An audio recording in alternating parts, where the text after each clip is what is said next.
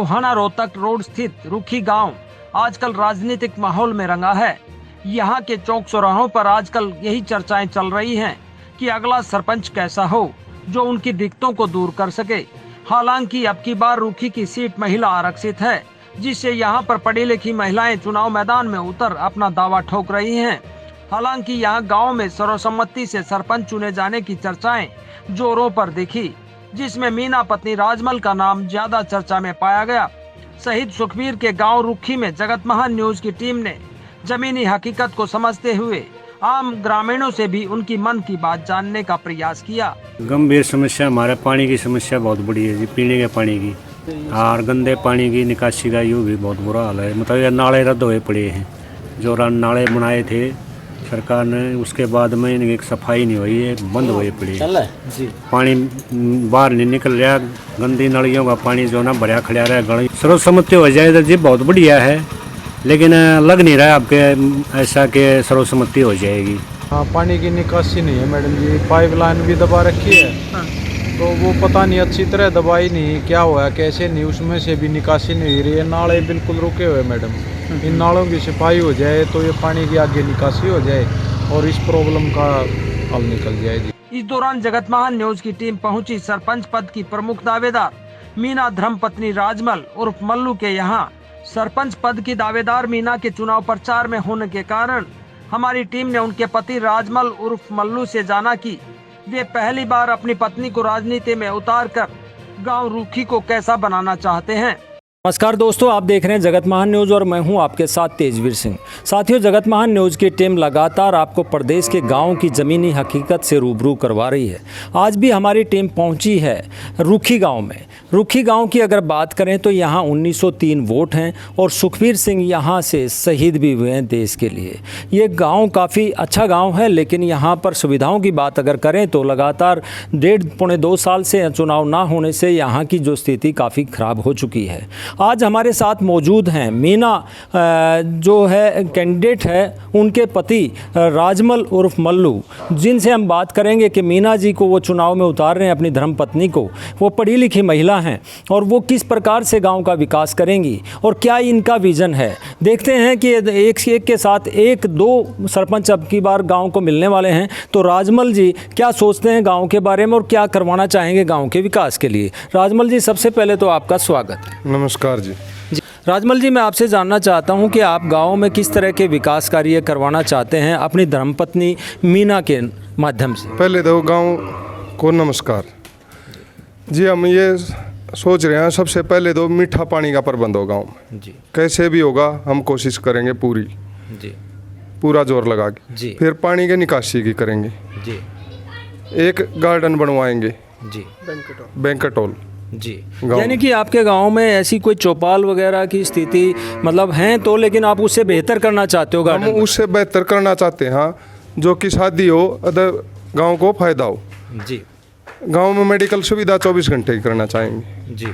और जो विकास है गांव के जोड़ हैं सभी हैं वो सारे विकास करना चाहेंगे हम जी। मल्लू जी, हम आपके गांव में जब एंट्री कर रहे थे तो वहाँ पे गंदे पानी का बोलबाला नजर आया, लेकिन आपके दिमाग में भी वो सवाल है कि मैं गंदे पानी की निकासी करूँ, तो कैसे करेंगे? मतलब कहाँ लेके जाएंगे उस पानी को? हम उसकी निकासी 24 घंटे लाइट करके ड्रेन नंबर 8 में डाल देंगे जी। निकासी के लिए हमारे पास ऑप्शन है जी। गलियों की भी अगर हम हालत की बात करें तो गलियों में भी पानी कई जगह मुहानों पे खड़ा दिखाई दिया है और लोग कह भी रहे हैं कि ये समस्या का निदान नहीं हो पा रहा है काफ़ी समय से। अगर आप लोगों को मौका मिलता है, जिस तरह से सर्वसम्मति का माहौल बना हुआ है, बने कोई भी, लेकिन जिस तरह से आपके गाँव में एक माहौल बनाया जा रहा है, तो क्या आप बन जाए तो मतलब आप क्या करना चाहेंगे? वो पानी का निदान सबसे पहले करेंगे? सबसे पहले तो हम यही कहेंगे गाँव गाँव से सर्वसम्मति हो जाए जी।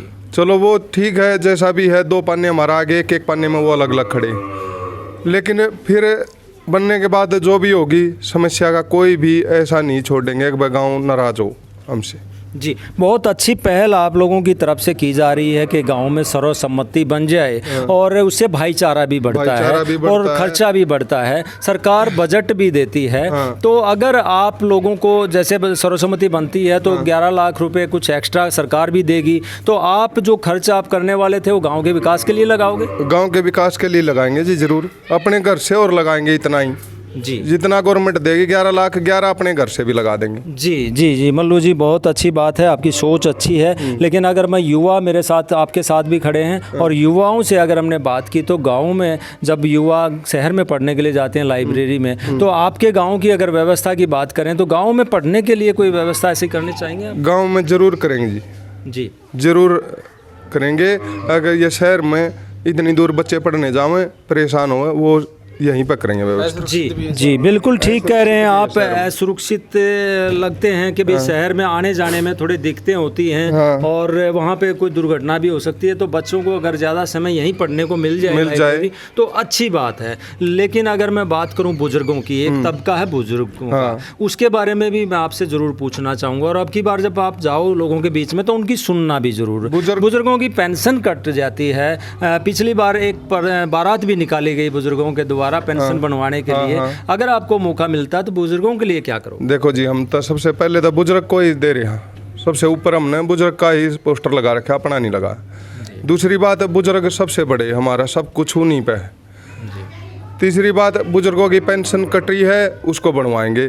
कई आदमी ऐसे हैं जो 60 साल के हो लिए और उनकी पेंशन नहीं बनी है अभी तक, उनकी पेंशन बनवाएंगे। जी आजकल जो है सरपंच जो है बड़े बड़े दावे कर रहे हैं, लेकिन वो दावे अगर सच्चाई में उतर जाएं तो गांव से बढ़िया सुरक्षित जगह नहीं हो सकती।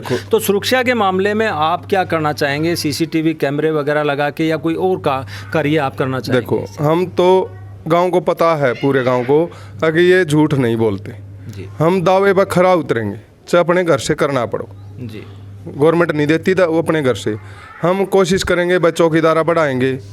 गवर्नमेंट सुविधा देगी तो सीसीटीवी भी लगवाएंगे, हम ऊपर तक जाएंगे, पूरी सुविधा करेंगे गांव की। जी, गांव में अगर बात करें हम, अभी चुनाव के दौरान जो है शराबादी का जो एक ऐसा माहौल बना हुआ है कि बहुत ज़्यादा बांटने का एक प्रचलन चल पड़ा है। तो हमारा जगत महान न्यूज़ का एक मैसेज होता है कि अब की बार सरपंच के जो दावेदार हैं वो शराब ना बांटें, जिससे युवा अपनी ज़िंदगी खराब ना करें।